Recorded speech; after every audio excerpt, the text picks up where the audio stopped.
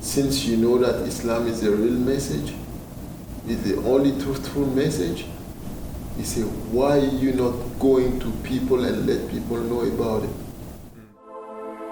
In the name of Allah, the most beneficent, the most merciful. Assalamu alaikum wa rahmatullahi wa barakatuh. Today is day 8 of the WhyIslam Dawah Road Trip. I'm here today in Roanoke, Virginia with Abdullah. And lately we had a lady who became Muslim, alhamdulillah, a Spanish lady, and she asked me one question that made me freaked out. She said, "But I'm wondering, since you know that Islam is the real message, is the only truthful message, he said, why are you not going to people and let people know about it?" And that kills me. Look, this is a question she's asking me while we're alive. Imagine we're dead and this is Yawm al-Qiyamah. What am I going to answer? What am I going to answer? She said, I had to work hard to find you. And you know, Prophet ﷺ, he tells us, كل مولود يولد على الفطرة. He says every single person born is born with a fitrah, which it can be translated as an innate disposition, or what I like to say is a moral compass. Like if I go to steal, I feel bad for it. Or if I give charity, I feel good for giving charity. Why?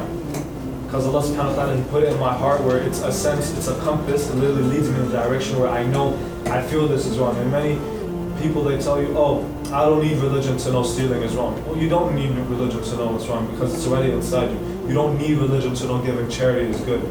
But you need religion for other reasons, which we're going to get into inshallah. And obviously Allah subhanahu wa ta'ala, from the fitrah or from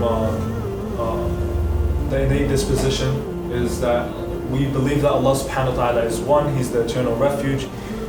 He neither begets nor is He born, nor is there any equivalent to Him. But now I'm talking about a human being. Look how complex you are.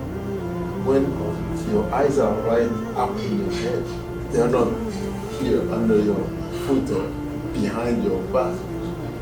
Look how amazing is that.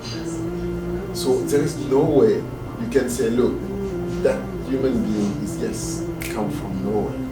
You don't understand everything that's happening.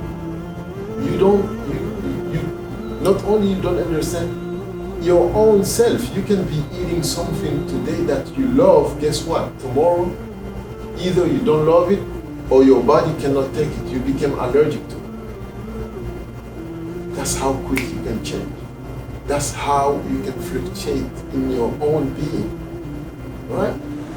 Assalamu alaikum wa rahmatullahi wa barakatuh. We're in Roanoke, Virginia. Just gave a da'wah workshop in their local masjid, and here we are in downtown Roanoke giving street da'wah. Stay tuned for more.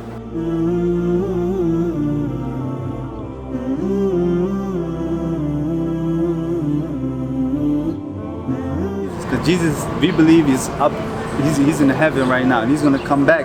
He's going to come back and tell the people the same message that He came with the first time, and what He's going to say is that I never told you to worship me, I told you to worship the Father, which is God. And that's our message. Our message is to pray to God directly and put nobody in between. Like you're at the brink right now because you feel safe with Jesus dying for your sin, but the reality of the matter is that we all, my brother in humanity, we all have to bear our own sin, and we have to stand in front of God, the Father, the one that Jesus prayed to, and answer Him for all of our sins. All of our sins. And now if I say that Jesus died for my sins, basically I'm not asking God for mercy because I feel like I'm already good. Like I'm through already. Like I'm just living my life, and Jesus died for my sins, and whenever I feel like it I worship, whenever I feel like it I don't worship. But either way it wouldn't matter, because even if I don't worship, Jesus already died for my sin. Assalamu alaikum wa rahmatullahi wa barakatuh. Today was day number 8 of the WhyIslam Dawah Road Trip. We were in Roanoke, Virginia. Alhamdulillah, we conducted a dawah workshop to the local community, and afterwards we went out for street dawah, and alhamdulillah, believe it or not, we had 4 people accept Islam in about 2 hours of dawah. Inshallah, stay tuned until next time. Assalamu alaikum.